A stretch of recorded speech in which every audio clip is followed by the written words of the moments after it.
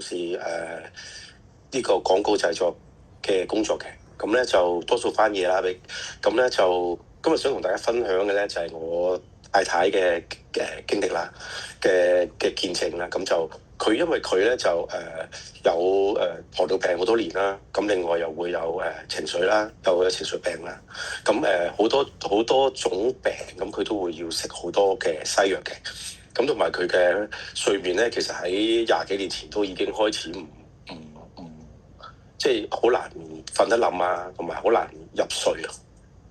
咁我當年仲會話佢連瞓覺都唔識咁樣嘅，咁咧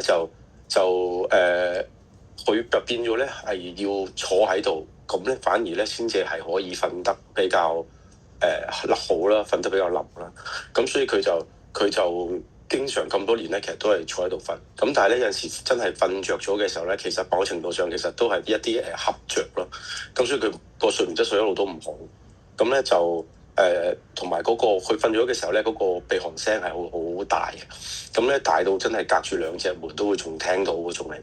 咁就一路持續咗好多年啦。咁就接觸到艾多美呢個咁多嘅產品之後咧，咁就開始佢就有飲樂麗果汁啦。咁而家一路咧佢都係飲緊早晚飲50 ml 啦。咁就佢嗰個睡眠質素咧，因為可能仲有西藥啊，仲係其他問題嘅影響啊。咁所以咧佢都仲係要都係坐喺度瞓啦。咁坐喺度瞓先至瞓得着啦。咁但係咧因為佢自己瞓咗就唔覺啦。咁但係我就會聽到佢嗰個鼻鼾聲咧，其實細咗好多嘅。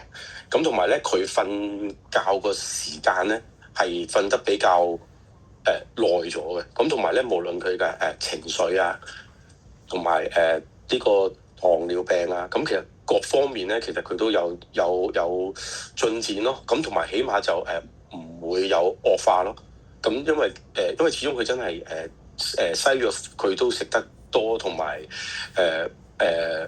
唔可以立亂減到佢個西藥住咯。咁變咗佢就一路都要繼續係靠而家就好多時都係樂麗果汁啦。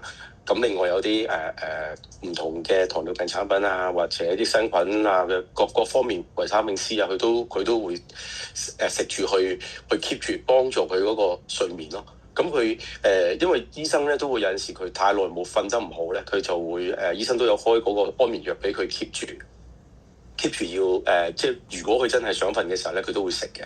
咁後來佢會就食呢個發現有呢個睡眠肽之後咧，咁佢就冇食嗰個安眠藥啦，就用咗睡眠肽咧去代替佢幫到手。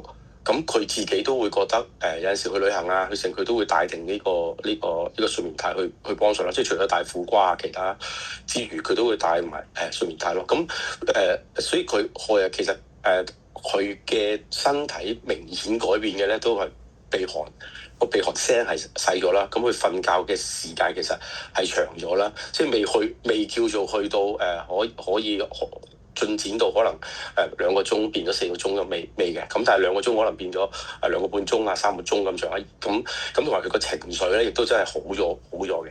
咁所以係樂麗果汁咧，係主要幫到佢嘅一個產品咯。咁另外想用多少時間就分享我自己有少少經驗，因為我成日夜晚工作啦，咁就真係我就調轉想瞓都瞓唔得多時間嘅。咁就有陣時因為工作嘅關係啦，又要揸車啦，咁就但係又眼瞓啦，又要揸車啦，咁就變咗咧好個人冇精神，又要瞓咧。以前就唯有咧係停埋一邊，真係就算高速公路都停埋一邊瞓，瞌翻10至15分鐘。咁但係我就而家咧我就艾多美，因為有個能量飲咧，咁因為我就會用呢個能量飲去開車之前就會飲咗之後咧，佢起碼我感覺到佢咧係俾到我最少有2個鐘頭嘅精神狀態，咁係唔會中眼瞓，唔會瞌眼瞓嘅。